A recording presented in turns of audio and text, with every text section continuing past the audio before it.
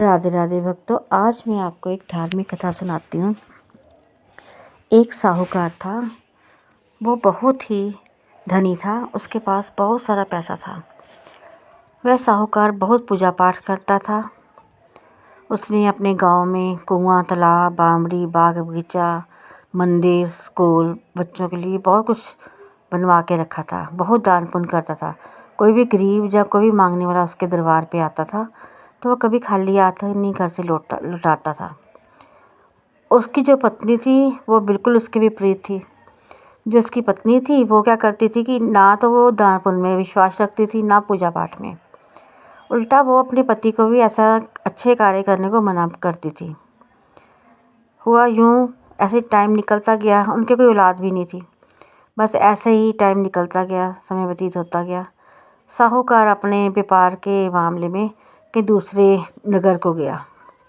अपनी पत्नी को बोल गया कि मैं गांव जा रहा हूँ, पीछे से कोई मांगने आएगा तो खाली मत लौटाना उसको, और दान पुण्य ऐसे ही चलता रहे। मंदिर में भी भेजते रहना, जो पाठशाला खुलवाई है वहाँ पे भी धन भेजते रहना। तो मैं काफ़ी दिनों के बाद आऊँगा तो पीछे से अपने पूरे गांव का ध्यान रखना। चलो, साहूकार चले गए। उधर जो साहूकार की पत्नी थी, ना तो वो दिया बत्ती करती। साहूकार के जाने के बाद कोई पूजा पाठ नहीं होता था, कोई दिया बाती नहीं जलाता था, बच्चा भी नहीं था उनके घर पे। तो साहूकारनी थी और उसकी जो दासी थी, दोनों थी। तो वो दासी जब कहती कि साहूकार बोल के गए हैं कि वो पाठशाला में और मंदिर में जे कुछ धन भिजवाना है, कुछ खाने का सामान भिजवाना, तो साहूकार ने उसको बोलती, तुझे ज़्यादा चिंता है, तू अपना आराम से काम कर, किसी को कुछ दान पुण्य नहीं करने की ज़रूरत देने की। साहूकार तो वैसे ही घर को लुटाता रहता है, तो मैं नहीं लुटाने दूंगी, ये सब कुछ करने दूंगी। तो दासी चुप कर जाती। फिर एक दिन भगवान ने देखा। भगवान कहते हैं कि साहूकार के घर में कोई पूजा पाठ नहीं करता, ना मेरी मूर्तियों को स्नान कराता है कोई, ना धूप अगरबत्ती जगाता है, ना इस घर में साहूकार के बाद ना कोई पूजा पाठ हो रहा है, कुछ भी नहीं हो रहा। तो मैं देख के आता हूँ, मैं इनकी परीक्षा लेता हूँ जाके। वे साहूकार है नहीं तो साहूकारनी भी नहीं कुछ करती, तो मैं साहूकारनी से बात करके आता हूँ। भगवान ने भेष बदला तो साहूकारनी के घर आ गए। कहते, माता कोई भिक्षा। साहूकार कहाँ है? वो कहती, साहूकार तुम्हारा जो तुम्हें धन लुटाता था ना, वो आजकल दूसरे नगर में गया है। जब साहूकार आएगा तब आना, कुछ मेरे पास कुछ भी नहीं है। तो कहता कि नहीं, मुझे साहूकार ने वो देते थे हमें धन, तो हम तो लेने आए हैं। मंदिर में तो धन की बड़ी आवश्यकता है, तो प्रसाद वगैरह भी मंदिर में भी नहीं कुछ हो रहा। तो कहती, मैं नहीं दूंगी कुछ भी। कहते, आपको साहूकार बोल के गए थे, आपने मंदिर में कुछ भी नहीं भिजवाया। तो कहती, अच्छा जब मैं फ्री होंगी, जब मेरे को वक्त मिलेगा तो मैं तुम्हें दे दूंगी। तूने जाना तो जाए, बैठना तो बैठ, तेरी मर्जी। वो कहता, भगवान कहते कि अच्छा, मैं साधु के रूप में आए थे ना वो। कहते, ठीक है माता जी, मैं जहाँ बैठा हूँ आप अपना काम ख़त्म कर लो। तो घंटों बैठे रहे प्रभु। फिर कहते कि माता होगी, अब आप मेरे को अब तो भिक्षा दे दो, अब तो काफ़ी समय हो गया। तो कहती, फिर साहूकारनी कहती, मेरे को तो इतना समय है कि इतना धन है, इतना धन है, ख़त्म ही नहीं होने पे आता। जितना धन है उतना ही काम है, तो ना धन हो और ना हमें काम हो।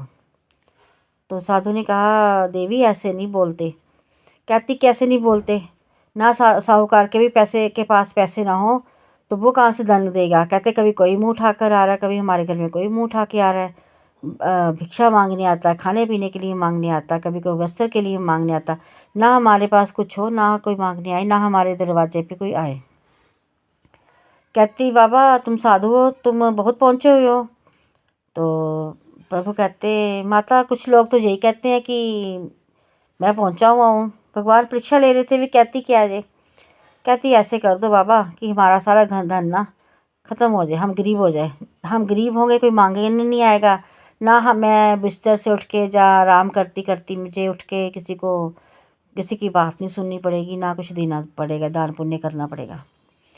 वो कहते साहूकार जी के जो अपने प्रभु थे, वो कहते ठीक है माता, जो तो आपकी इच्छा पूरी होगी। तो ऐसे करो, तुम लोग ना मंगलवार, वीरवार, शनिवार सिर धोया करो, नाखून काटा करो, तो ये करो वो करो, मांस मदिरा खाओ, ये करो। बल्कि भगवान ने सब कुछ उल्ट बोल दिया कि आपने कोई सात्विक काम नहीं करना, ना ही आस्तिकों वाला काम करना, सब नास्तिक काम करने हैं। तो वो कहती ठीक है, फिर इससे मेरा धन नष्ट हो जाएगा। भगवान कहते हाँ हो जाएगा। ऐसा हुआ जैसे भगवान थोड़ा सा आ गया है तो वो अंतर्धन हो गए। वो अंतर्धन हो गए तो ऐसे ही हुआ, किसी साहूकार किसी फैक्ट्री में आग लग गई, किसी फसलों में खेतों में सूखा पड़ गया, पानी नहीं आया, फसलों को पानी नहीं मिला, सारे खेत ऐसे ही ख़त्म हो गए। तो ऐसे करते करते बिल्कुल कंगाल हो गए। साहूकार जहाँ पे व्यापार करने गया था, उसका व्यापार भी वहाँ से भी उसको बहुत नुकसान हुआ। थक हार के साहूकार जो पैसा था वो भी गवाया, घर आ गए। घर आया तो उसने देखा कि अपने घर आया तो दासी को बोला साहूकारनी कहाँ है। वो कहती कि अंदर है। कहता अच्छा कुछ दो खाने को। कहती साहूकार जी आप तो घर में थे नहीं, तो कोई ना कहीं से कोई पैसा आया, हम तो बर्बाद हो गए, सारा कुछ उजड़ गया, ये वो। उसने बताया हमारे पास खाने के लिए कुछ भी नहीं है, हम तो रोटी के लिए भी तरस गए हैं। कहता अच्छा फिर पानी पिला दो और साहूकारनी को बुलाओ। साहूकारनी आई तो साहूकार ने पूछा ये सब कैसे हो गया। फिर कहती कोई ना मांगने वाला आया था साधु, तो मैंने उसको ऐसे ऐसे बोला था कि मेरा धन नष्ट हो जाए, ये वो सब कुछ पूरा स्पष्ट बताया। साहूकार ने कहा तू गृहिणी क्या है, तूने लोगों की जो स्त्रियाँ होती हैं, पत्नी होती है, लक्ष्मी का रूप होती है, तो लक्ष्मी हुई। तुमने तो लक्ष्मी आई हुई को भगा दिया और तू अलक्ष्मी को मांगती है। साहूकार उठ के तो घर छोड़ के चले गए। घर छोड़ के चले गए तो ऐसे ही नगर नगर में भटकते फिरते रहे। किसी मंदिर में जाके बैठ के तो पंडित जी ने बोला कि उन्होंने पंडित को अपने घर की पूरी दशा सुनाई। तो पंडित जी ने कहा कि साहूकार जी ऐसी कोई बात नहीं, आप जहाँ पर रहिए। ये मंदिर भी किसी समय आपने ही बनवाया था, जहाँ से आप निकल गए थे तो आपने मंदिर बनवा के फिर चले गए। साहूकार कहता अच्छा मुझे तो याद नहीं कि मैंने ये भी मंदिर बनवाया था। कहते ये मंदिर आपका ही है। साहूकार ने ऐसा किया, वो उसी मंदिर में रहने लगे। पंडित जी के साथ सुबह ब्रह्म मुहूर्त में उठते, पूजा पाठ करते, दान पुण्य करते, फिर मंदिर के बाहर हार वगैरह बेच के मंदिर की पूजा का सामान बेचते, उससे गुजारा करते। तो साहूकार जी अपनी पूजा पाठ उन्होंने लगातार करते रहे, उन्होंने पूजा पाठ नहीं छोड़ी और ना ही भगवान पे विश्वास छोड़ा। तो वही साधु बाबा साहूकार को भी मिले।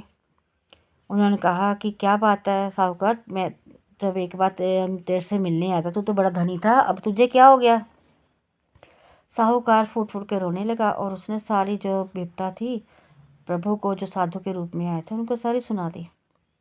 सारी विपदा सुना दी तो प्रभु कहने लगे अच्छा ऐसा कर, तू घर जा वापस।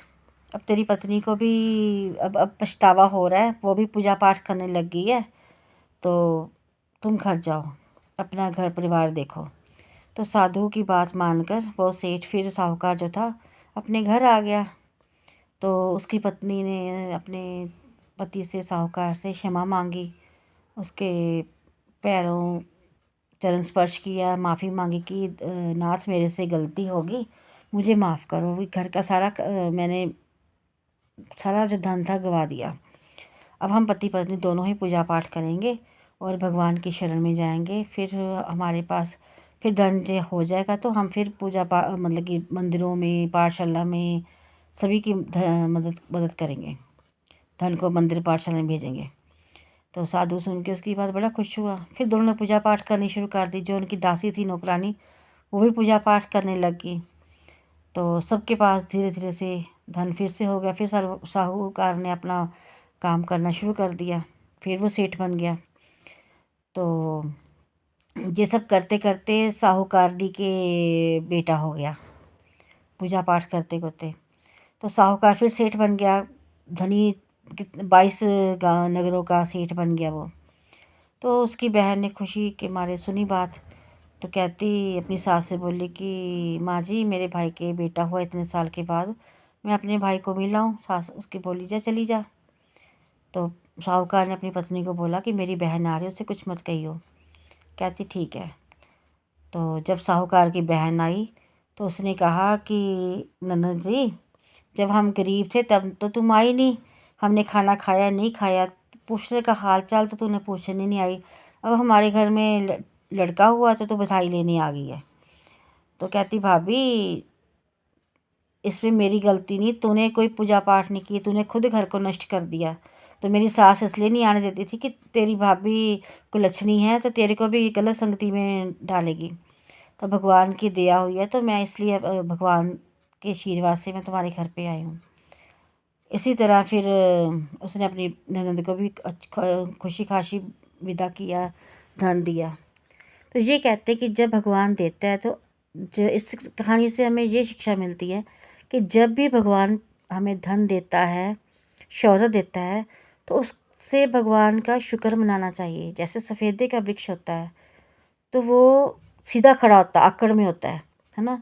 जो फल का वृक्ष होता है, जैसे आम का होता है या कोई और फल का होता है, वो लटकता होता है।